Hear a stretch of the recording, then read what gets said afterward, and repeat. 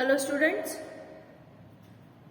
Class 11th subject history के अभ्यास को जारी रखते हुए आज हम अध्याय 6 के मुख्य बिंदु लिखेंगे।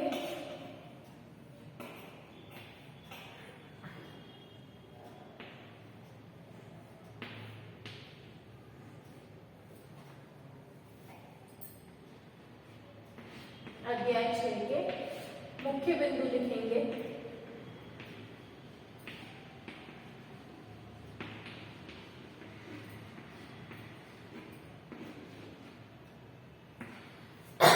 इससे पहले हमने अध्याय 4 किया था और उसकी जितने भी नोट्स जो भी मुख्य बिंदु थे वो अपन कंप्लीट कर चुके हैं।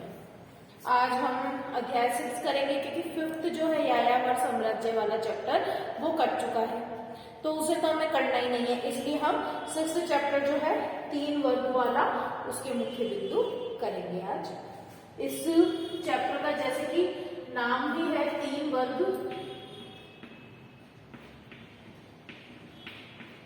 और इस चैप्टर का फर्स्ट पॉइंट भी है 3 वर्ग, यानी कि इस पॉइंट में ये बताया जाएगा कि किस प्रकार से समाज जो है वो 3 वर्गों में विभाजित था और वो वर्ग कौन कौन से थे। पहले पॉइंट में हम 3 वर्गों के बारे में पढ़ेंगे, दूसरे पॉइंट में हम सामंतवाद के बारे में पढ़ेंगे, सामंतवाद। तीसरे पॉइंट में हम जिस चीज के बारे में पढ़ेंगे वो है फ्रांस की क्या स्थिति थी, उधर सामाजिक स्थिति किस प्रकार की थी। उसके बाद जो हम पॉइंट करेंगे वो होगा इंग्लैंड,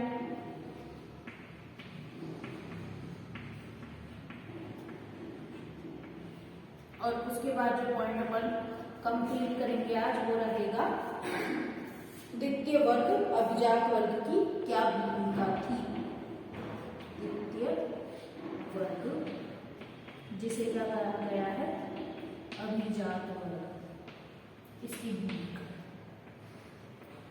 क्या ये अपन करेंगे।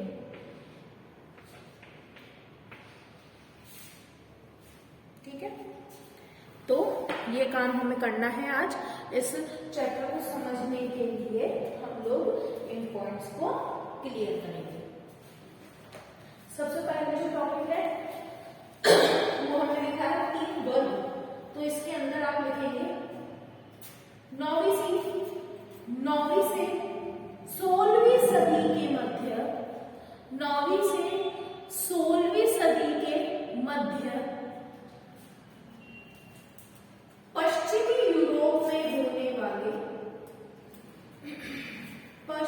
यूरोप में होने वाले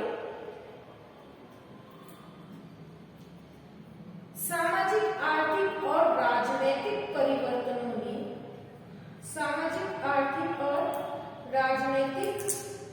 परिवर्तनों में 3 सामाजिक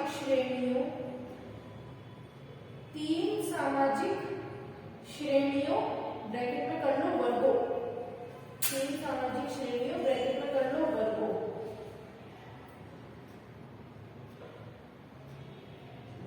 में समाज को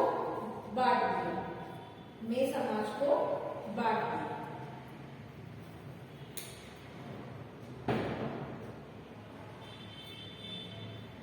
लिखिए ये वर्ग।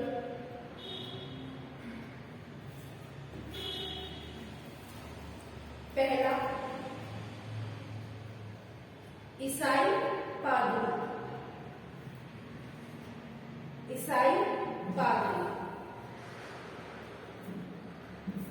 इसके अंदर लिखे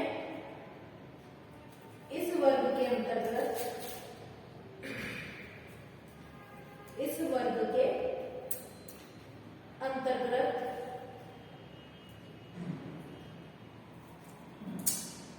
ईसाई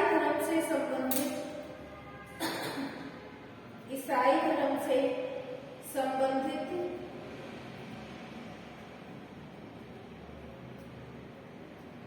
पादरियों पादरियों को समाविष्ट किया गया है। पादरियों को समाविष्ट किया गया है। ठीक है, दूसरा पॉइंट लिखिए, भूमि धारक अभिजात वर्ग। भूमि धारक अभिजात वर्ग।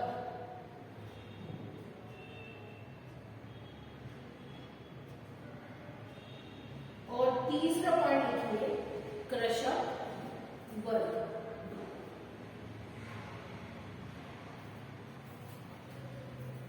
कृषक वर्ग। इस प्रकार से यहां किन 3 वर्गों की बात हो रही है? पहला वर्ग है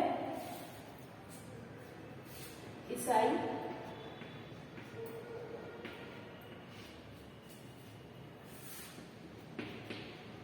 पादरी वर्ग। दूसरा वर्ग है अभिजात वर्ग। और तीसरा वर्ग है कृषक वर्ग।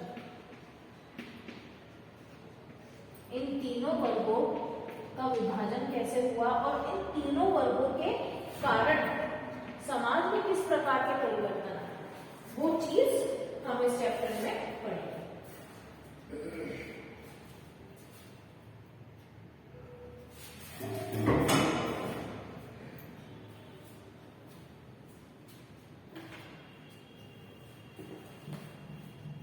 देखिए, सेकंड पॉइंट था हमारा सामंतवाद। सामंतवाद में लिखिए पहला पॉइंट, सामंतवाद जर्मन शब्द फ्यूड से बना है। सामंतवाद जर्मन शब्द फ्यूड से बना है।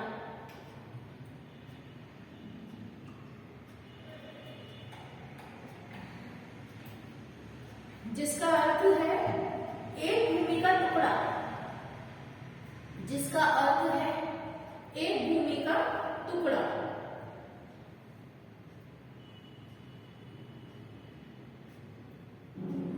दूसरा पॉइंट लिखिए इसी में, यह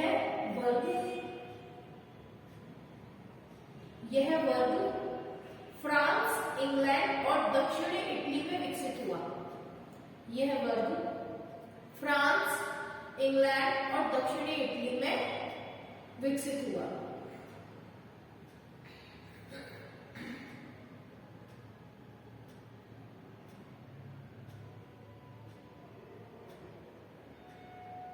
अगला पॉइंट लिखिए,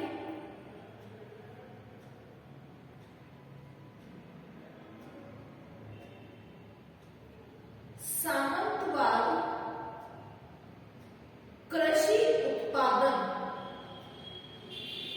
सामंतवाद कृषि उत्पादन तथा कृषकों से संबंधित एक वर्ग था। यानी सामंतवाद कौन सा वर्ग था? जो कि कृषकों से संबंधित है और जो कि कृषि कार्य में भी लीन है।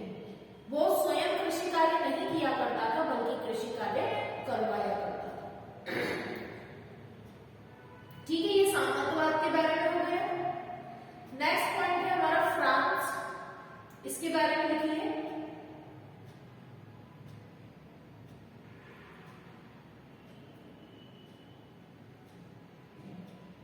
पहला पॉइंट, गोल रोमन साम्राज्य का एक प्रांत था।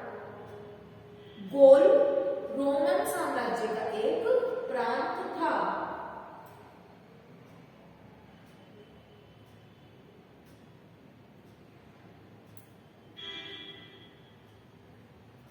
पॉइंट दूसरा,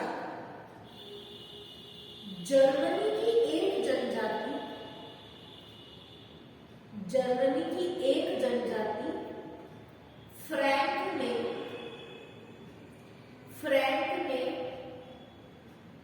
गोल को अपना नाम देकर उसे फ्रांस बना दिया।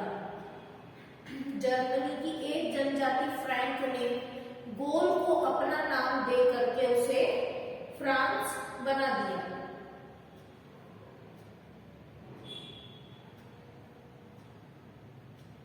और तीसरा पॉइंट लिखिए, फ्रांस ईसाई राजाओं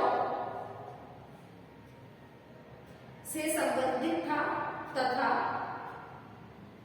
फ्रांस ईसाई राजाओं से संबंधित था तथा इनका संबंध चर्च से घनिष्ठ रूप से था। नेक्स्ट पॉइंट लीजिए अब इंग्लैंड के बारे में। ये हो गए 4 पॉइंट। हमें इस 4 पॉइंट में क्या बताया कि गोल नाम का एक क्षेत्र था जो रोमन साम्राज्य का क्षेत्र था। इस क्षेत्र पर फ्रैंक नाम की जो जनजाति थी उसने कब्जा कर लिया और इस गोल नाम के क्षेत्र को अपने ही नाम में मिला करके उन्होंने क्या नाम दे दिया, फ्रांस नाम दे दिया। और यहां पर किन शासकों का शासन था, ईसाई शासकों का शासन, और ये चर्च से भी संबंधित थे।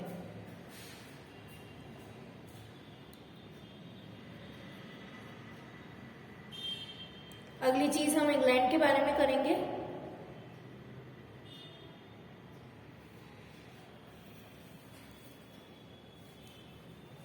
एक सकरे जलमार्ग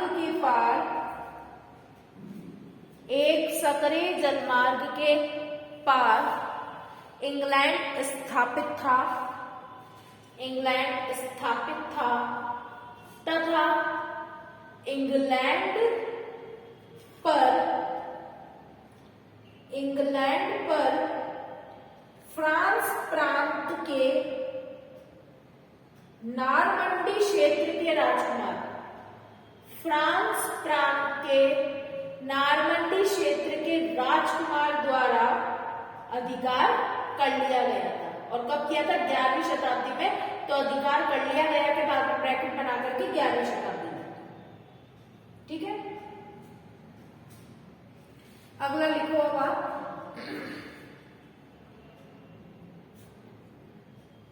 नेक्स्ट पॉइंट था हमारा द्वितीय वर्ग, अभिजात वर्ग। इसके बारे में डिटेल में बता रहे हैं।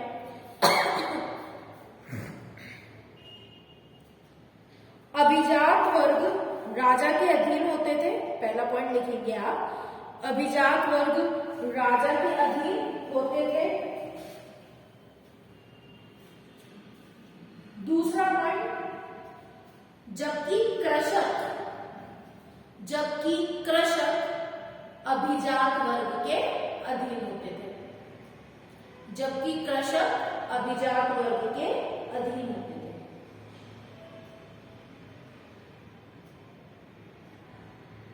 तीसरा पॉइंट, अभिजात वर्ग के पास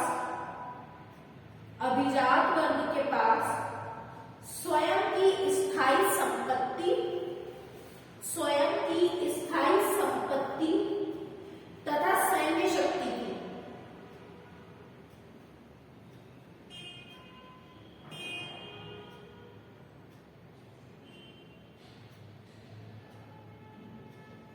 अगला पॉइंट, अभिजात वर्ग के लोग स्वयं का न्यायालय लगा सकते थे।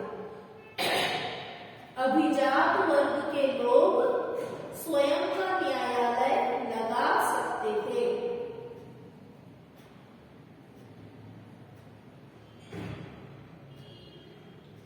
और लास्ट एक पॉइंट, इसे तो आप हेडलाइन करके लिख लेंगे, वैसे मैं नेक्स्ट पॉइंट में इसी को डिटेल में लिखवाऊंगी। वो ये है, अभिजात वर्ग के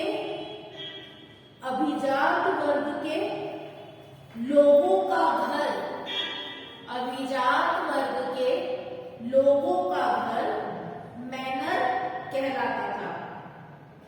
अभिजात वर्ग के लोगों का घर मैनर कहलाता था।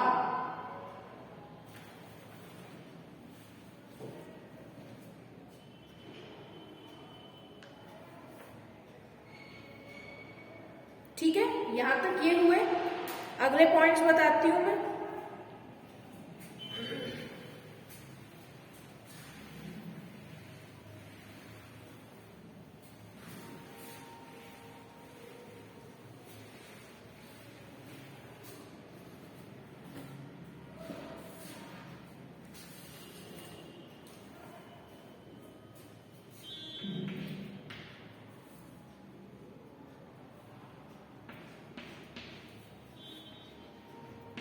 अपन अब डिटेल में पढ़ेंगे मैनर और मैनर की जागीर।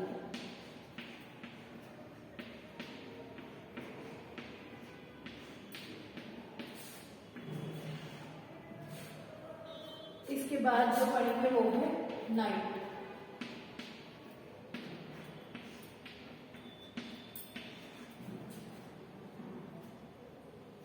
इसके बाद हम डिस्कस करेंगे प्रथम वर्ग के बारे में। प्रथम वर्ग कौन सा था? ईसाई वर्ग के बारे में।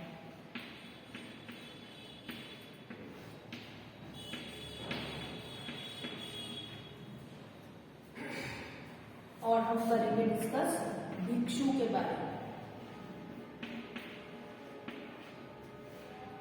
और करेंगे लास्ट पॉइंट आज चर्च और समाज के बारे में। चर्च और समाज।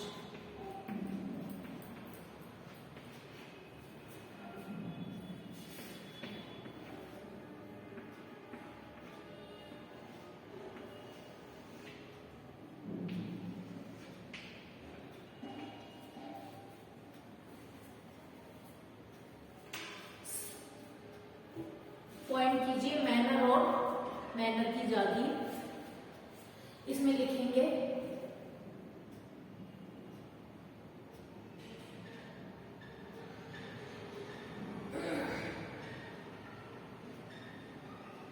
पहला पॉइंट लॉर्ड। लॉर्ड लॉर्ड के आगे ब्रैकेट में लिखिए अभिजात। लॉर्ड का मतलब क्या था? अभिजात। लॉर्ड का अपना भवन, भवन के आगे ब्रैकेट में लिख लो घर। लॉर्ड का अपना भवन मैनर कहलाता था।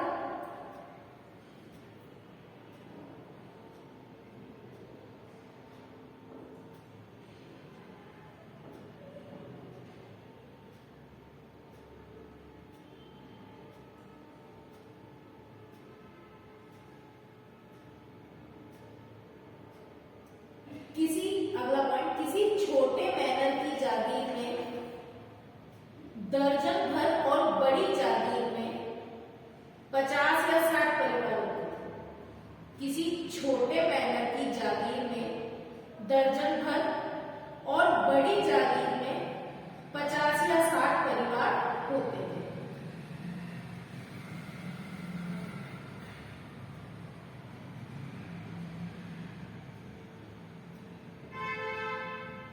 अगला पॉइंट लिखिए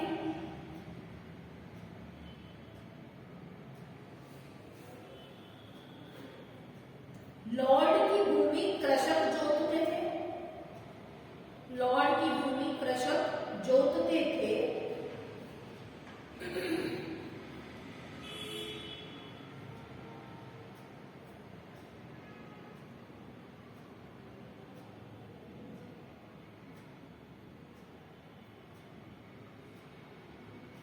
नेक्स्ट पॉइंट, मैनर की जागीरों में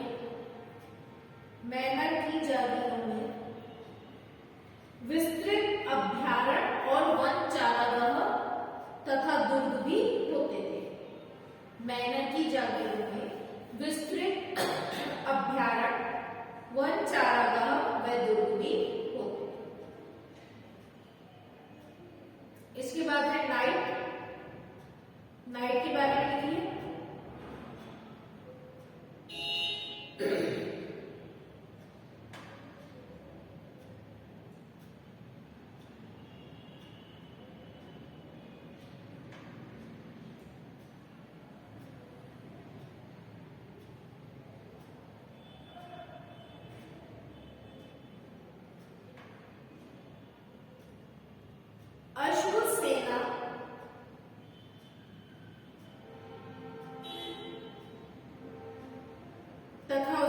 किया,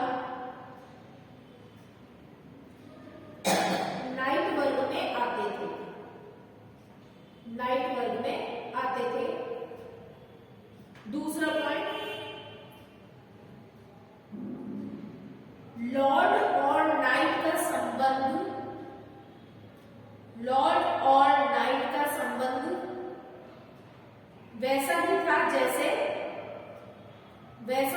जैसे राजा और लॉर्ड का था। तीसरा पॉइंट, नाइट को भूमि का एक भाग, नाइट को भूमि का एक भाग जिसे फीफ कहा जाता था, नाइट को भूमि का एक भाग जिसे फीफ कहा जाता था, लॉर्ड द्वारा दिया जाता था, लॉर्ड द्वारा दिया जाता था, जिसमें समस्त सुविधाएं संपन्न होती थी, जिसमें समस्त सुविधाएं संपन्न होती थी।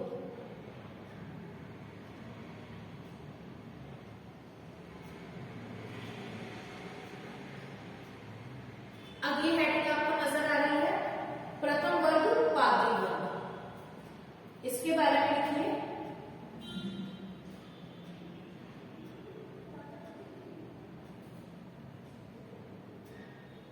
पादरी वर्ग समाज में सबसे उच्च वर्ग पर स्थापित थे।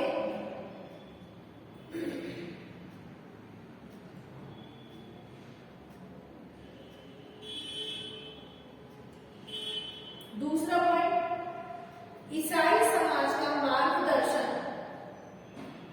ईसाई समाज का मार्गदर्शन बिशपों तथा पादरियों द्वारा किया जाता था, बिशपों तथा पादरियों द्वारा किया जाता था।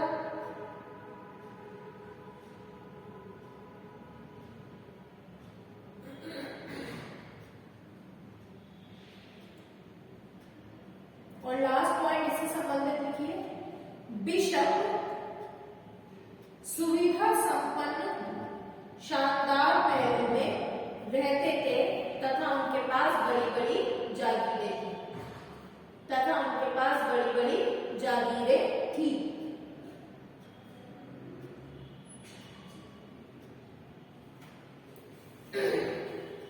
अगला पॉइंट है भिक्षु, भिक्षु के बारे में लिखिए। यह वह व्यक्ति थे, यह समाज के वह व्यक्ति थे जो कि अपने समस्त सामाजिक बंधनों को मुक्त करके, जो कि अपने समस्त सामाजिक बंधनों को मुक्त करके मठों में रहने का निर्णय करते थे, मठों में रहने का निर्णय करते थे। दूसरा पॉइंट, ये लोग जीवन पर्यंत मठों में रहते हुए, ये लोग जीवन पर्यंत मठों में रहते हुए पूजा आराधना करना तथा ईश्वर का ध्यान करने का कार्य करते थे, पूजा आराधना करना तथा ईश्वर का ध्यान करने का कार्य किया करते थे। अगला पॉइंट, भिक्षु तथा भिक्षुणियां विवाह नहीं कर सकते थे, भिक्षु तथा भिक्षुणियां विवाह नहीं कर सकते थे। और लास्ट पॉइंट लिखिए, आगे चलकर यह मठ, आगे चलकर यह मठ बड़े बड़े कॉलेज, इमारतों, अस्पतालों में विकसित हो गए, बड़े बड़े कॉलेज, इमारतों और अस्पतालों में विकसित हो गए। लास्ट पॉइंट है हमारा चर्च और समाज, इसमें लिखिए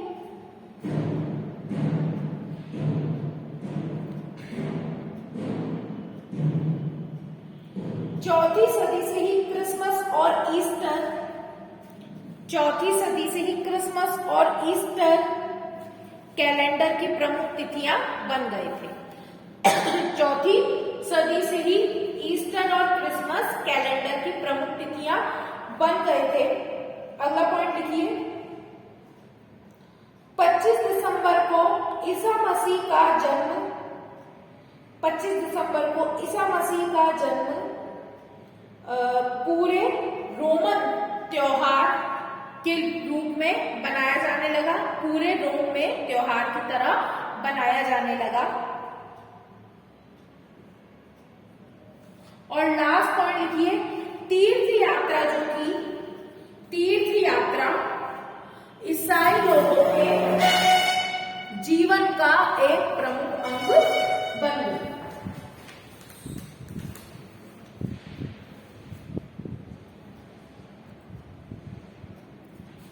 ठीक है, इस प्रकार से हमने आज जो पॉइंट्स किए हैं वो थे, हमने टोटल आज 10 पॉइंट कर लिए हैं इस चैप्टर से रिलेटेड। जो मुख्य बिंदु है, नोट्स है, पहला हमने 3 वर्गों के बारे में पढ़ा, कौन कौन से वर्ग हैं, फिर सामंतवाद के बारे में पढ़ा, फिर फ्रांस और इंग्लैंड की स्थिति के बारे में पढ़ा, फिर हमने जो द्वितीय वर्ग था अभिजात वर्ग उसके बारे में डिस्क्राइब किया, फिर हमने जो पहला वर्ग था ईसाई वर्ग उसके पादरी वर्ग उसके बारे में डिस्कस किया, हमने जागीरों के बारे में डिस्कस किया, हमने मैनर और नाइट के बारे में डिस्कस किया, हमने भिक्षुओं की स्थिति, उनका जीवन और मठों की स्थिति के बारे में डिस्कस किया, और हमने चर्च और समाज के क्या संबंध थे वो भी अभी पढ़ लिया है कि किस तरीके से चर्च में कौन कौन से त्योहार मनाए जाते थे और समाज किस तरीके से उन त्योहारों से संबंधित था। अब ये कार्य मैंने जो करवा दिया है क्लास वर्क में, अब आपको मैं होमवर्क का कुछ काम दे रही हूँ। ये जो पॉइंट्स मैं आपको दे रही हूँ ये आपको होमवर्क में कंप्लीट कर देना है और साथ में लर्न भी कर लेनी है। पॉइंट है तुम्हारा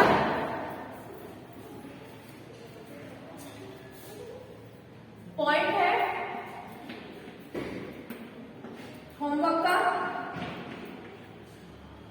तीसरा वर्ग जो था जिसमें किसान, उनकी स्वतंत्रता और उनकी परतंत्रता या फिर अपन कहें बंधक की जो स्थिति है, इसको तुम्हें डिस्कस करके अपने बुक में देखकर डिस्क्रिप्टिव वे में दिखाना, मतलब विस्तार से इसका वर्णन करना है कि तीसरा वर्ग जो था किसान का था, उनकी स्वतंत्रता क्या थी या स्वतंत्र किसान कैसे थे, बंधक किसान कैसे थे, तीसरे वर्ग के बारे में तुम्हें डिटेल में बताना है। यही काम तुम्हारा होमवर्क का रहेगा। इसके बाद में एक और पॉइंट रहेगा, वो है इंग्लैंड में सामंतवाद का विकास। इंग्लैंड में सामंतवाद का विकास, इंग्लैंड में किस तरीके से सामंतवाद का विकास हुआ ये आपको बताना है। ये 2 पॉइंट मैंने आपको होमवर्क के लिए दिए हैं, ये आपको कंप्लीट कर लेने हैं। टाइम टू टाइम स्टडी को कंटिन्यू रखना है। आपको रिटर्न में तो काम करना ही है, बट आपको जो भी काम आप रिटर्न में कर रहे हो वो लर्न भी करते चलना है। एग्जाम के लिए तैयारी करते चलनी है ताकि आपकी डे टू डे जो है प्रिपरेशन होती रहे। अब आगे के जो पॉइंट्स हैं उन्हें अपन नेक्स्ट वीडियो में कंटिन्यू करेंगे। आपको इस अभ्यास को डिटेल में भी अपनी बुक में पढ़ना है, ऑलरेडी हम कर चुके हैं और रिवीजन के वे में अभी अपन मुख्य बिंदु कर ही रहे हैं। तो इस तरीके से आपको जो आपका ये काम है, जो होमवर्क में दिया जा रहा है, जो क्लास वर्क में दिया जा रहा है, वो टाइम टू टाइम कॉपी में भी करना है और लर्न भी करते चलना है। तो आगे का जो अभ्यास